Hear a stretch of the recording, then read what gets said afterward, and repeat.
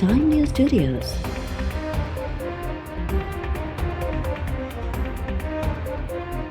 You are watching 1 PM Bulletin.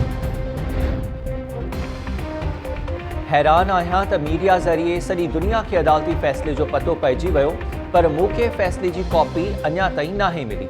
मूंखे case में इत्तफ़ाक़ या इख़्तिलाफ़ जो मौक़िओ फ़राहम न कयो वियो। जस्टिस काज़ी फ़ाइज़ ईसा वज़ीर आज़म M&A फंड्स केस जे फ़ैसिले जी कॉपी तलब करे वरिती। जस्टिस काज़ी फ़ाइज़ ईसा जो चवणु आहे त जस्टिस एजाज़ुल हसन खे लिखत वारे फ़ैसिले जी कॉपी मिली वई, पर मूंखे फ़राहम नाहे थी।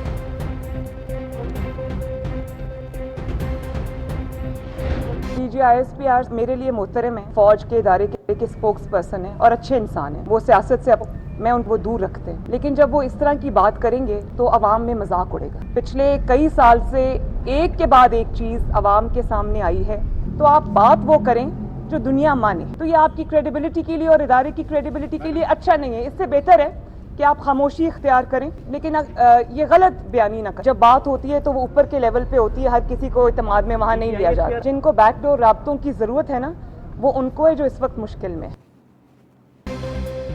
DG ISPR खे राब्तनि जी ख़बर न हूंदी। वॾड़नि जे राब्तनि दौरान हर कंहिंखे एतमाद में नाहे वरितो वेंदो। सभिनी खे ख़बर आहे त 2018 जी चूंडुनि में वोट चोरी थियो। सियासत में मदाख़लत न हुजण बाबति बयान ॾियण खां बहितर आहे ख़ामोशी इख़्तियार करियो। अहिड़नि बयाननि ते अवाम में मज़ाक उॾायो वञे थो। नवाज़ लीग जी मरकज़ी अॻवान मरियम नवाज़ जो चवणु आहे त मेंबर्स जे फ़रार थियण ते मोहरे खे तकलीफ़ थी रही आहे। PDM खेसि रिलीफ न ॾींदी। ऑपोज़िशन पार्टीज़ चूंड सुधारा चाहिनि थियूं, पर ताबेदार ख़ान सां गॾु वेही का बि क़ानून साज़ी न कई वेंदी। हाणे धमकियुनि ज़रिए वफ़ादारियूं तब्दील करायूं वयूं त अवाम एहतिसाब कंदो।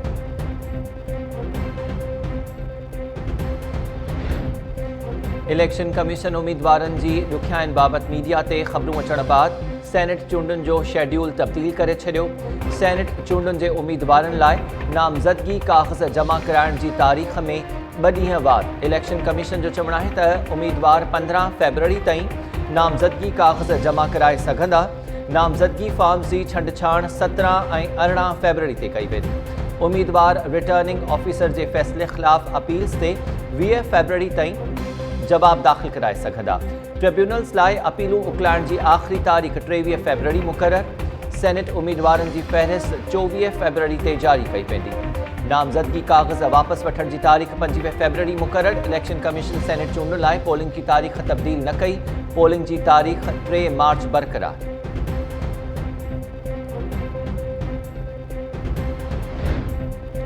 पीपल्स पार्टी सेनेट चूंडुनि जे शेड्यूल में फेरफार ते ख़दशा ज़ाहिर करे छॾिया। इलेक्शन कमीशन खे वज़ाहत पेश करण जो मुतालबो।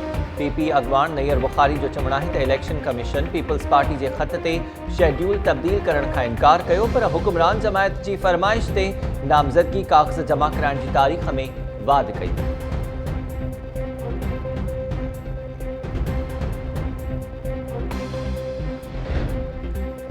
सेनेट चूंडुनि लाइ सियासी पार्टीज़ जे नामज़द थियल उम्मीदवारनि तरफ़ां नामज़दगी काग़ज़ जमा कराइण जो सिलसिलो जारी। इस्लामाबाद, कराची, लाहौर, क्वेटा ऐं पिशावर में नामज़दगी काग़ज़ जमा कराया पिया वञनि। PP तरफ़ां सेनेट चूंडुनि लाइ सिंध में नामज़द थियल उम्मीदवारनि नामज़दगी काग़ज़ जमा कराए छॾिया। PP उम्मीदवार सलीम मांडीवाला, फारूक H नाइक, शेरी रहमान ऐं सादिक अली मेमण तरफ़ां नामज़दगी काग़ज़ जमा। कराची में सूबाई इलेक्शन कमीशन जी ऑफिस में नामज़दगी काग़ज़ जमा कराइण वक़्तु वॾो वज़ीर मुराद अली शाह ऐं ॿिया सूबाई वज़ीर बि PP उम्मीदवारनि सां गॾु हुआ। PTI जे हफ़ीज़ शेख, फौज़िया अरशद नामज़दगी फॉर्म जमा कराए छॾिया।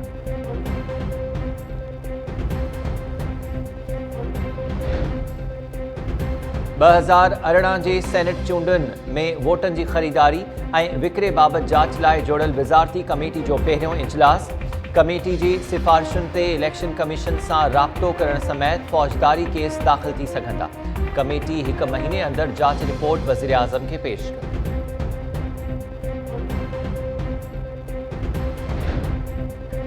को बि कानून खां मथे नाहे। 8 फ़रवरी वारो वाक़ियो बर्दाश्त जोॻो नाहे। इस्लामाबाद हाई कोर्ट ते वकीलनि जे हमले वारे मामले जी जाच लाइ JIT जोड़ण जो फ़ैसिलो। Chief justice Islamabad high court justice Athar Minallah जो चवणु आहे त इस्लामाबाद पुलिस के सीनियर ऑफिसर की सरबराही में JIT जोड़ी वेंदी JIT बार्स के सदर से राब्तो कंदी। बार वारा पाण ही हमले हंगामे में मुलविस 8 खां 10 माण्हुनि की निशानदही कंदा। हाई कोर्ट के हमले में शकी माण्हुनि बाबत बार खां पुछियो वेंदो। बार्स जा नुमाइंदा शुरू खां ही जांच में सहकार कंदा त बेगुनाह वकीलन के हिरासा करण जा वाक़िया पेश न थींदा। वकील इस्लामाबाद की इंतजामिया खिलाफ एहतजाज लाइ D चौक ते गॾु थियण शुरू थी विया।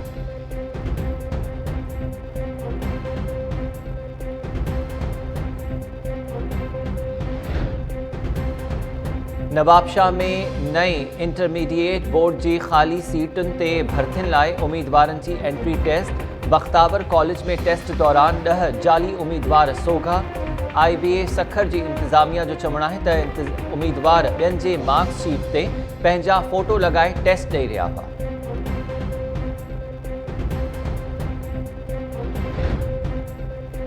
उमेरोबाब के टिन घर भातियुनि जो कत्ल केस। उमेरोबाब सरदार चांडियो और बुरहान चांडियो दादू की अदालत में पेश। वकील की गैर हाज़िरी सबब ॿुधणी 27 फरवरी ताईं मुलतवी। अदालत ॿाहिरां मीडिया से ॻाल्हाईंदे उमेरोबाब चयो त 3 सालन खां इंसाफ लाइ अदालतुनि जा चक्कर काटे रहा आहियूं। कत्ल केस MPA सरदार चांडियो ऐं संदसि भाउ बुरहान खिलाफ़ दाख़िल थियल आहे। जेकॾहिं उहे मुलविस नाहिनि त पोइ धमकायो छो पियो वञे। PP MPA सरदार चांडियो जो चवण है त असांखे कत्ल केस में मुलविस ॼाण आहे। साख मुतासिर कई आहे।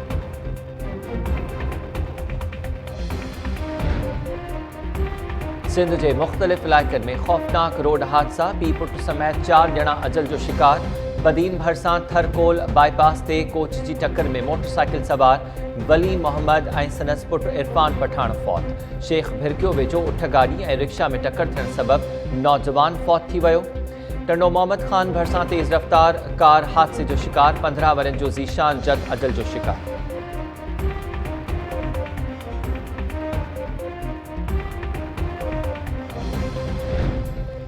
घोटकी के इलाइक़े उबावड़ो भरसां हथियारबंदनि जी घर ते फायरिंग। पीरसन घर धणी क़तल थी वियो। कोट गुमन माछी में चोरी की कोशिश दौरान मज़ाहमत करण ते 50 वरनि जे वज़ीर माछीअ खे गोलियुनि जो खाॼ बणायो पियो। वाक़े बाद हथियारबंद फरार। पुलिस मक़तूल जो लाश अस्पताल मुंतक़िल कयो। लाड़काणो में गुज़िरियल ॾींहुं पुरस्कार नमूने गुम थी वियल 2 मासूम नींगरनि जो पतो न पइजी सकियो। वारसनि अगवा जो शक ज़ाहिर करे छॾियो। 2 वरनि जी अंजलि और 8 वरनि जी पठाणी शेख सरवर कॉलोनी में माइटनि ना वयल हुयूं। पुलिस मूजब नींगरनि की गुमशुदगी बाबत इतला ॾिनो वियो आहे ऐं जांच कई पई वञे। सिंध के मुख्तलिफ शहरनि में सरकारी ज़मीनुनि तां कब्ज़ा ख़त्म कराइण जे लाइ ऑपरेशन तेज़। जैकबाद में इंतजामिया गैर कानूनी करार ॾिनल इमारतूं राहे पट करे छॾियूं। प्रेस क्लब की इमारत बि ज़द में अची वई। मटियारी में बेले खाते की ज़मीनुनि तां कब्ज़ा ख़त्म कराइण जे लाइ 3 ॾींहं बि ऑपरेशन। 100 एकड़नि ते बीठल फसल तबाह। हैदराबाद के कासमाबाद वाले इलाइक़े में 15 फरवरी खां 19 फरवरी ताईं लाॻीतो ऑपरेशन जो फ़ैसिलो।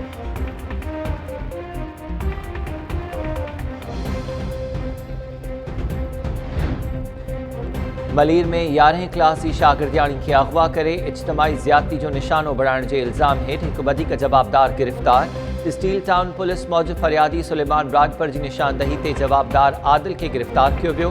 2 जवाबदार समी और फवाद अगवाट गिरफ्तार थियल आहिनि। मेडिकल चेकअप में शागिर्दियाणी से ज़्यादती की भी तस्दीक। स्टील टाउन थाने ते 5 जवाबदारनि खिलाफ केस दाखिल। प्राइमरी उस्ताद सुलेमान राजपर इल्ज़ाम है वाहे त जवाबदारनि न्याणी के अगवा करे ज़्यादती बाद खेस डिफेंस में बेहोशी वाली हालत में फिटो करे फरार थी विया हुआ।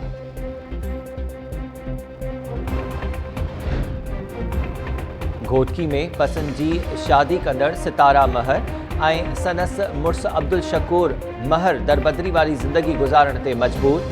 जोड़े पारा PPMNA मोहम्मद बख्श महर के माण्हुनि ते घर साण जो इल्ज़ाम।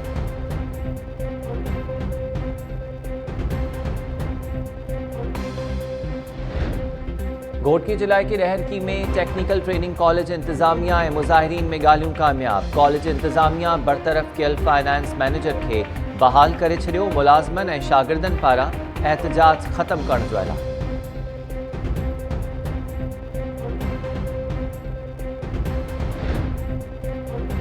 जोही में औरत जो बासर जी ज़ियादतियुनि ख़िलाफ़ एहतजाज तशद्दुद जो निशानो बणाइण जो इल्ज़ाम।